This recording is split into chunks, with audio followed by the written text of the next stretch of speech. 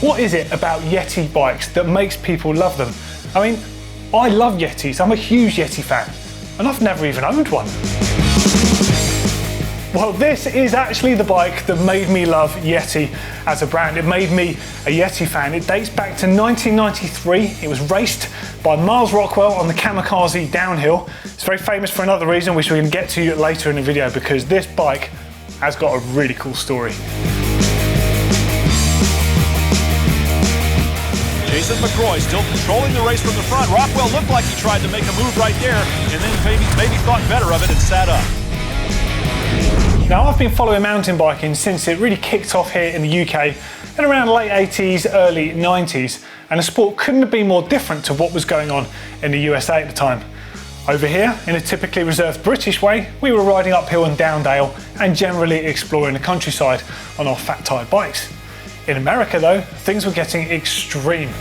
Reebok Eliminator. Building on the foundations laid by the originators of mountain biking in Marin County at the Repack downhill by supersizing things and inventing the KAMIKAZE downhill, which was held at Mammoth Mountain in California. Now, Mammoth Mountain is about 11,000 foot high.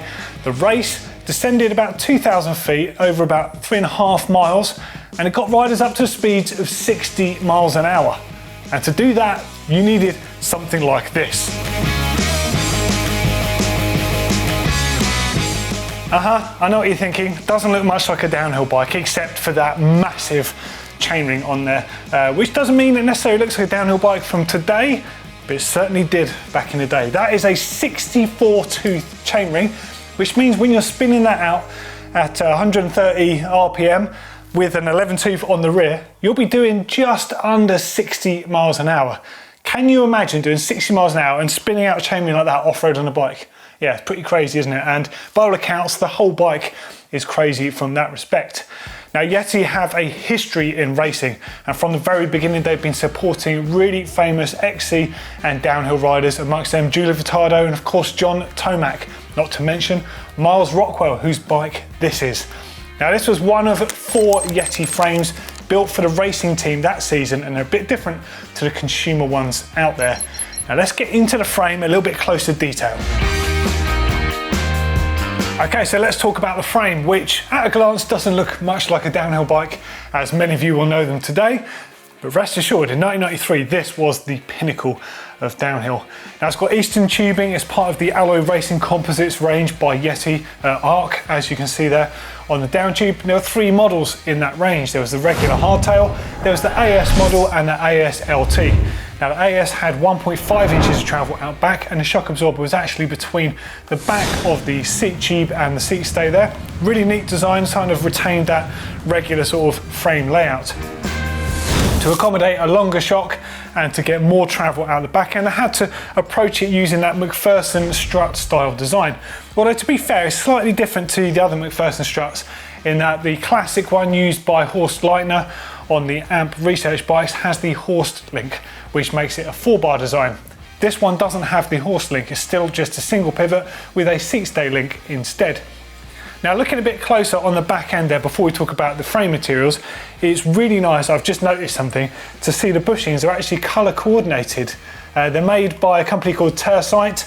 They're high load offerings, and they're basically colour coordinated in the Yeti blue. That's ridiculous. And I've also just noticed, now that I've said that, they've got them down here by the seat stay pivots, and also the bushes in the actual shock as well are the same colour. That's really cool. Slightly sidetracked there. So as I say, the frames are made of Eastern aluminium, and they're actually really quite light as well. Scarily so, they were about 4.5 pounds for the AS model, so you could probably assume this is about 5 pounds for the frame, given the fact it's got a slightly heavier shock in it. But even that is not bad, and it's about a pound lighter than their for racing only Chromoly series, also known as Fro, by the way there. And this is a downhill bike, let's not forget. So £5 for a frame for a downhill bike with the shock in it, that's pretty light. Quite revolutionary at the time by teaming up with Eastern to make those.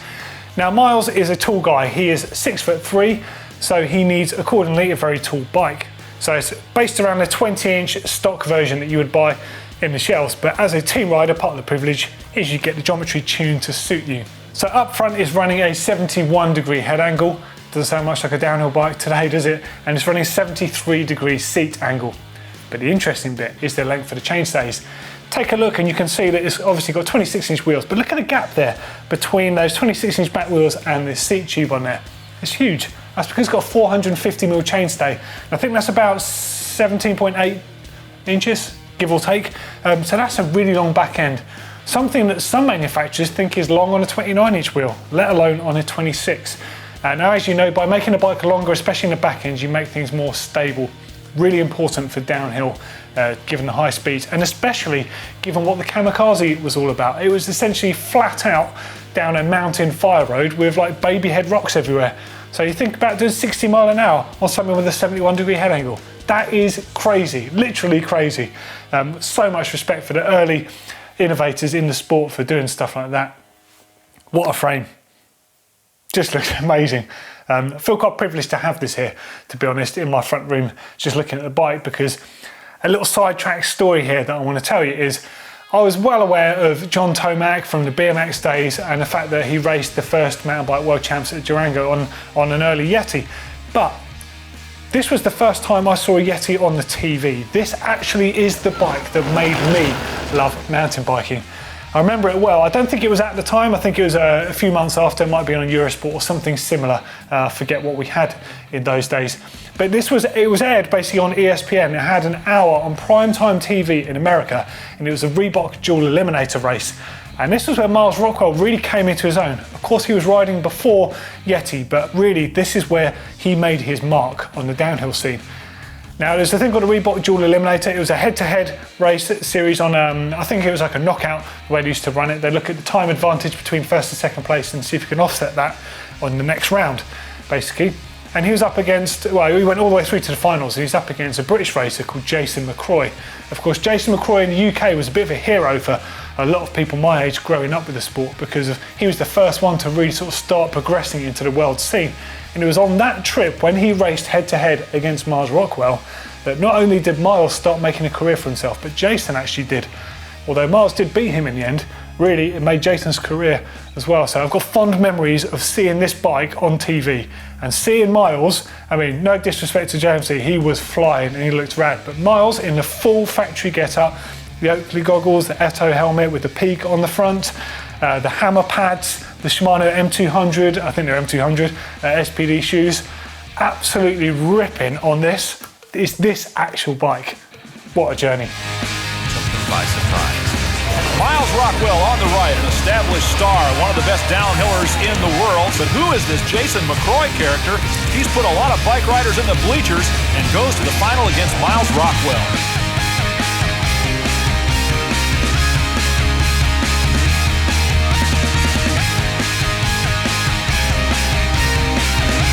Jason McCroy still controlling the race from the front. Rockwell looked like he tried to make a move right there, and then maybe thought better of it and sat up.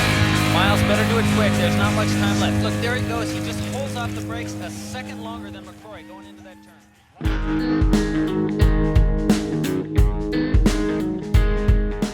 Now, continuing with that front end, that ATAC stem, of course, being an older stem, is not an A-head system, which is what you're familiar with in today's bikes, where the stem clamps onto the steerer tube. This was a quill stem, which meant it had a quill that went inside the steerer tube of the actual fork itself. The headset is a nutted design, so very, very different. Now the stem is 135mm long and it's got a 17-degree rise. Quite particular. I guess Myles was a very particular kind of racer. So the bars themselves are 585mm wide.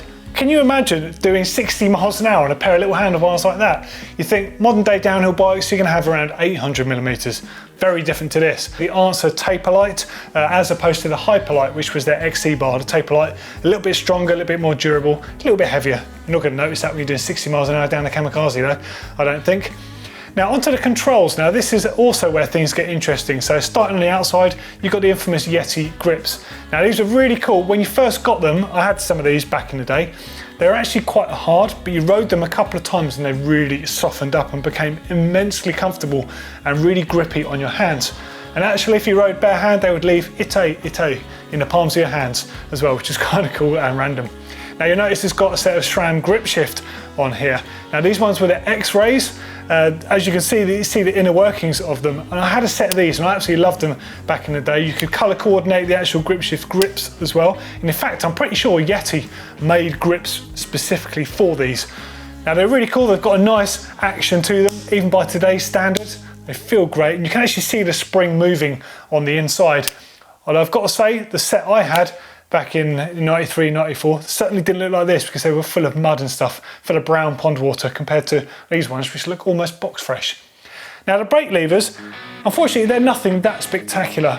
The Yeti team were sponsored by Grafton, which makes some of the nicest looking anodized kit on the planet. But quite simply, Myles his hands were massive, way too big for those little Grafton one finger levers. In fact, here's a Grafton one finger lever on screen for you to have a look at, just by comparison. You can see that they're a small lever. I think Myles used these two finger Shimano levers as one finger levers. He's a big old unit, so he had to have the equipment to suit what he was doing. Now, interestingly, although you can probably see the Chris King headset on here, it's actually a 1.25 in diameter, a little bit different to what you might expect these days. So you tend to see tapered, you might still see some 1 1/8, and you might see the odd 1.5 out there. But 1.25, also known as Evolution, was a thing for a while, to increase that rigidity, to get bigger bearings in the front. So you think where they were going with this technology back in the day. Of course, this Chris King headset feels just as good as the day it went into the bike. It's absolutely immaculate. The really interesting thing is the fork. Now on the outside, it looks like a Manitou 2. 1993 Manitou 2 to be precise, but actually on the inside was a 1994 Manitou 3.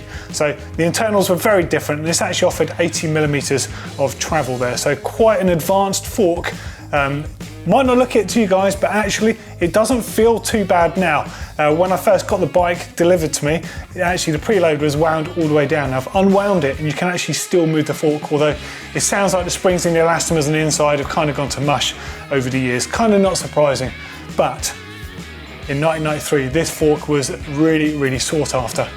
Now as far as braking goes, it was down to Grafton. As I mentioned, Myles chose to not use the Grafton levers purely because they didn't fit his hands. Use the Grafton speed control cantilever brakes. Now these are works of art, but what you probably can't see here is the fact they've got cool stop brake pads as well, so they're really grippy brake pads on there. And he's also using a brake booster. Now the brake booster is made by DKG, so this is a brand I'm not that familiar with, and the anodizing is a little bit different to the Graftons, but that was always one of the battles back in the day. People used to mix and match their brand, and then you'd also get different codes of anodizing accordingly. So trying to get a bike with everything the same color of anodizing was actually really quite hard, but that's not far off. Now the job of the brake booster though, in case you're wondering, was basically to stop the bosses from moving, because you put so much power into the rim via that cantilever design that it would actually flex the brake bosses outwards. So you think that flex turns into lost braking power. You quite often see riders in this era run them front and rear, just like Myles. Now down to the wheels, so you've got Ringley hubs on there and the classic Ringley quick release, beautiful looking things. I think probably some of the nicest looking hubs of all time. Wheels though, this is cool. So you've got Mavic 261 ceramic rims. Now I think I'm right in saying these are pre-SUP era. So there's two methods of joining a rim. There's conventional, just pinning them together, and then there was the SUP technology developed by Mavic, which was they pin them together, they weld them, and then they machine the weld down, so it's a perfect finish. I think that came just after these rims. Now they've got a ceramic coating on the sidewall of the rims, so not only did they cope with heat better being ceramic, but it also gave them a bit more adhesion on the brake pads. So a cool stop brake pad as seen on here, or an Aztec pad or something similar back in the day, was really quite common to see on people that needed more braking power. Now the ceramic coating was amazing when it lasted, but when it started going like Myles' one has on these particular wheels, they just kind of felt a bit shiny and just like a regular set of rims, so they would never be good in the long term. However, short term, they were phenomenal. And as with all Mavic wheels, rock hard, built to last. These ones are a 3-cross design. They're 36 hole as well. So you think these days we're sometimes running down to 24 or even 20 spokes. You needed more spokes back then for stronger wheels because of the way things were. 36 hole. They were actually running bladed spokes front and rear though, which is a nice little touch just to get a little bit more out of the speed. Now tyre-wise, Yeti worked very closely with IRC, which made some of the coolest tyres of all time. Up front on here, it's got the 4 racing only, so that was the Yeti signature edition of this tyre. And actually, even today, they do feel kind of quite soft, which is weird because most old tyres of this era, when they perish, they go really quite hard and they start cracking. So these must have been really soft back in 1993, but quite an aggressive shoulder on them and an opposing tread on that centre design there, although they're not exactly big, but hey, that's what we ran in 1993.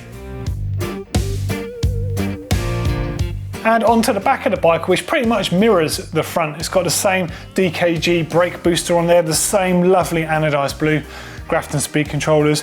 Another set of those new old stock cool stock pads on there. Really nice to see this stuff in the flesh. And they look just as nice as I remember them looking when I used to look in the magazines back in the day. Something a little bit different on here though that's got quite a cool story behind it is the seat stay bridge. Now this was something that came out of legendary Yeti mechanic Chris Monkdog Vasquez's, or should I say the late legendary mechanic, out of his personal stash. Now the guy that rebuilt this bike with the original components actually desperately tried to get one of these because it was only ever on the team bikes, and somewhere along the line it went missing from Myles's frame, and he managed to resource this from Chris Vasquez for this bike. So that's pretty cool to have it reunited. Lovely bit of kit, and I love the fact it's just raw aluminium. That's pretty works. The sort of stuff you only see on team bikes. It must have been quite crucial though where you actually installed this, because it looks like you could slide it up and down slightly on here and it would have actually fouled on the back of the seat tube under full compression. So pretty cool to see that. Now wheel wise, it's the same Mavic 261 ceramics on here, again pre-SUP and 36 hole, again with those bladed spokes. Really cool to see actually, lovely condition on them, rotating around that beautiful ringlay rear hub. Such a nice shape on those. Another set of those for racing only issue, set of those IRC Claw Comp tyres on the rear, same condition as the front, pretty much new old stock. Again, just so nice to see this stuff. Let's have a look at the transmission, shall we? Now it's running classic original XTR M900 on here. Really pleased to see one of those derailleurs, although it's definitely had a few scuffs along the way. Whether that was from Myles or another racer, not sure. It's the 8-speed setup with a tiny little, I think it's 1128 block on the back. Now up front, you've probably noticed, it's got a monster chainring on there. So that's a Grafton Speed Sticks set of cranks in the anodised blue. I think they're 175mm, which is reflective of Myles's height. It's running the XTR M900 front derailleur. Of course, Myles was running a triple chain set, so he's running this for other disciplines as well as downhill. But actually, Myles wasn't running this chainring for that race when he beat Jason McCroy. He was running a 56 tooth. This is a monster 64 tooth. And in fact, this chainring by Paragon, a custom ring, was made famous by Jimmy Deaton, who is Myles's teammate. And Jimmy actually the previous year set a record of 59.5 miles an hour using a chainring of this size with an 11 tooth out back. So if, like I said at the beginning of the video, if you spin out a 64 with an 11 tooth and you're doing 130 RPM, you're doing 59.5 miles an hour. So that is just a mammoth effort on a mammoth mountain, to be fair, and utter insanity. Doing 60 miles an hour on a bike like this, on a surface like that, must have needed heads examined. Bonkers. Okay, now for the finishing kit on the bike. Now the first thing I want to talk about is the Ringlay H2O bottle cage. Probably the most iconic of all mountain bike bottle cages. I think they look beautiful, and I'd actually love them to remake them now. They look so nice and they've worked so well as well. You can also tune how tight they hold the bottle, something that I think all EWS racers would benefit from.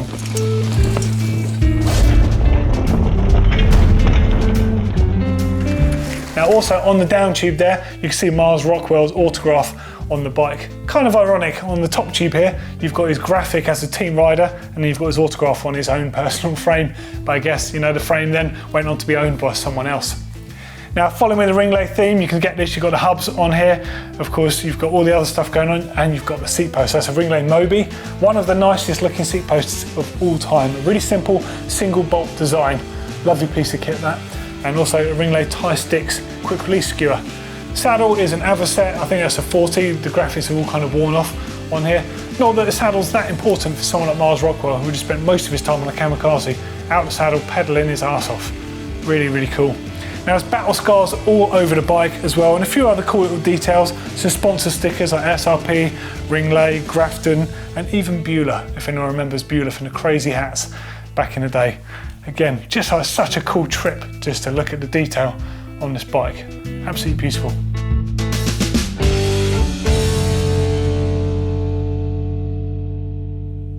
What a bike!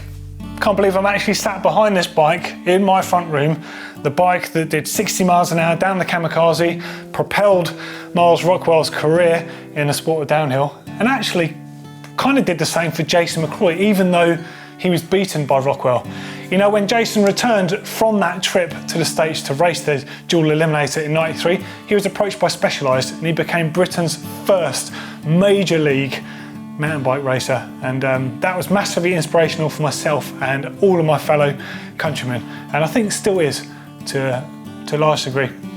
Myles, though, of course, he continued, you know, to spiral upwards in a massive way. So later, after Yeti, he raced for Cannondale and he went on to Giant, of course, on Cannondale. He returned to the Kamikaze in '95. He smashed that, won it. He did the dual eliminator, smashed that as well, won that. And then in year 2000, he was world champion at Sierra Nevada in Spain. Incredible. And this is the bike where it all started, really. Of course, he raced sooner, but this is the one where it all really started getting hot for him.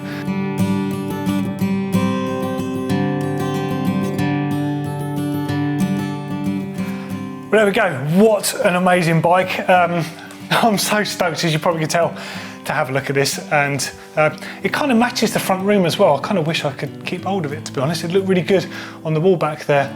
A massive thank you to the guys at Silverfish for lending me this bike, and if you want to see Myles Rockwell racing this actual bike from the race in 1993, there is a link in the description below to the Steve Peat documentary called Won't Back Down. You must watch it. It's a great story about downhill racing, and this bike plays a little part of that. Now, there's also a few other links. I want you to click through to the Mountain Bike Hall of Fame. You can read all about Myles, and there's also going to be a link to his Instagram page as well. Hopefully you've enjoyed looking at this bike as much as I have. Let us know what you think in those comments. TTFN.